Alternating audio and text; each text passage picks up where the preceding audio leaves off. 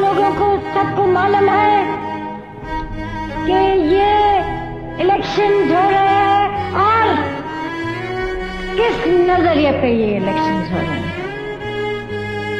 अवाम ने तो अपना ख्याल दे चुके हैं। जिधर भी मैं गई हूँ उधर बहुत बड़ी तादाद में, लाखों की तादाद में उन्होंने अपना फैसला कर चुके हैं कि यहाँ पार्लिमानी जमहूरियत कायम होगी।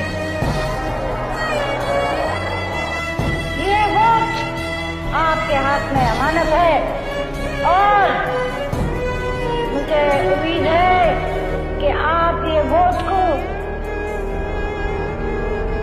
एक अमानत समझ के मुल्क के फायदे और कौम के फायदे के लिए इस्तेमाल करना, न कि कोई और चीज के लिए।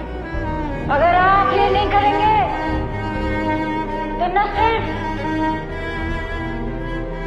कौम को मुसीबत उठानी पड़ेगी मगर आप लोगों को भी